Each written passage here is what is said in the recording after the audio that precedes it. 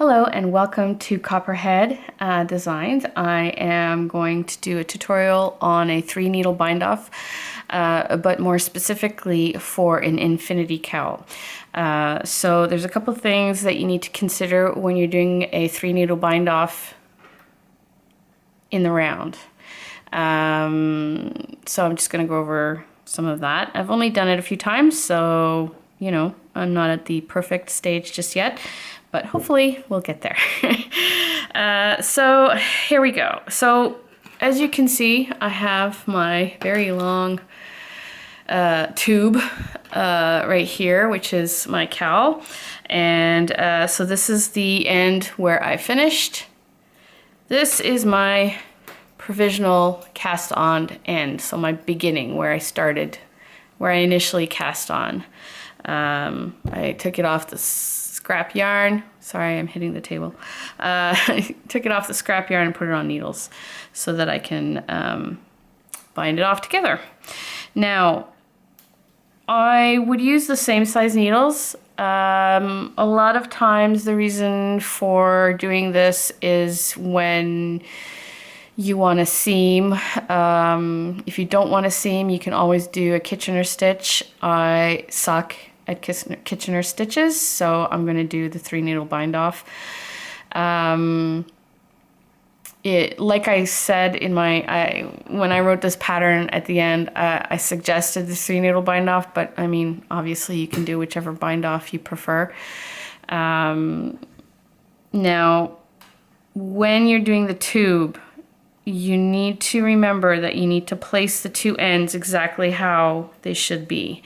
So you don't want them twisted, you know, you want to make sure that it's exactly, you know, in the right direction. And that also, and here's where it is important with doing a tubular 3-needle bind off, which is probably the more correct term, is when you're knitting in the round, you have the tendency, or at least I do, to have, you know, you're knitting it at the front and the rest of the tube is towards the back. You can't knit them together that way because it will be twisted. Actually, I don't even think it'll look good, but I haven't tried it, so I couldn't tell you for sure.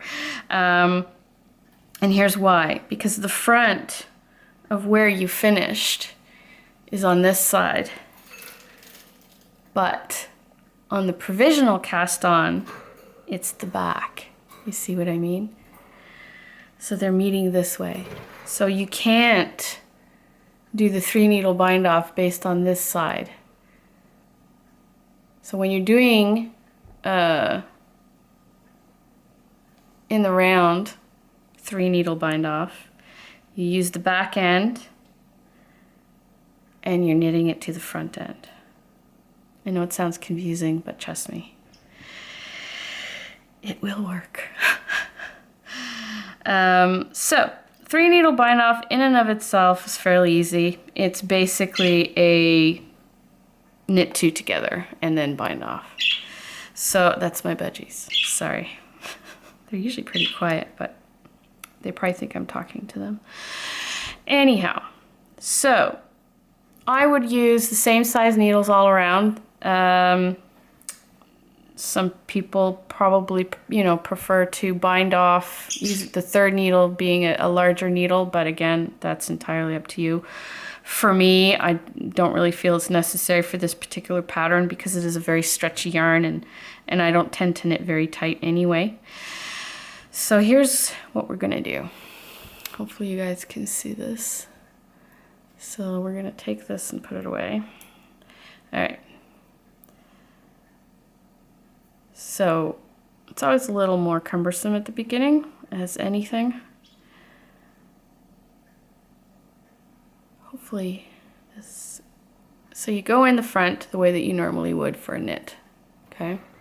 So you go in the front, you go to the 2nd needle, you do the same. You knit, pull it through,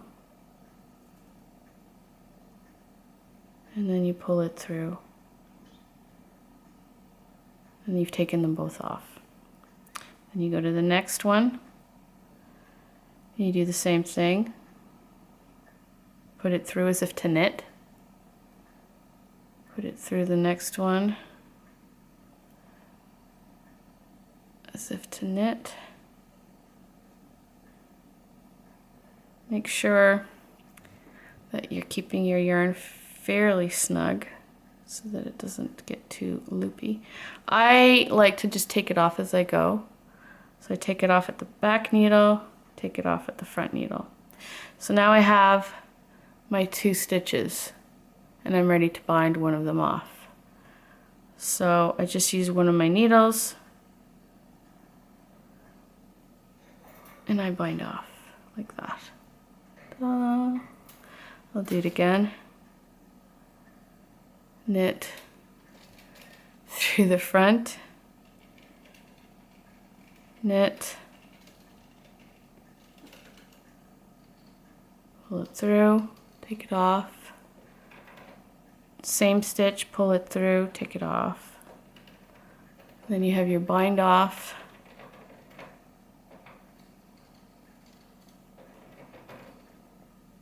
And there you go. And so there you go, you have your beginnings of your bind off. It will show a seam, and again, it's very individualistic if you want that or not. If you don't, perhaps a mattress stitch or a Kitchener stitch would be the better way to go, but quite honestly, I opted for this because it's the easier option, and why bother making your life difficult if you don't need to. So again, you go in, knit both, you take it out, off, off,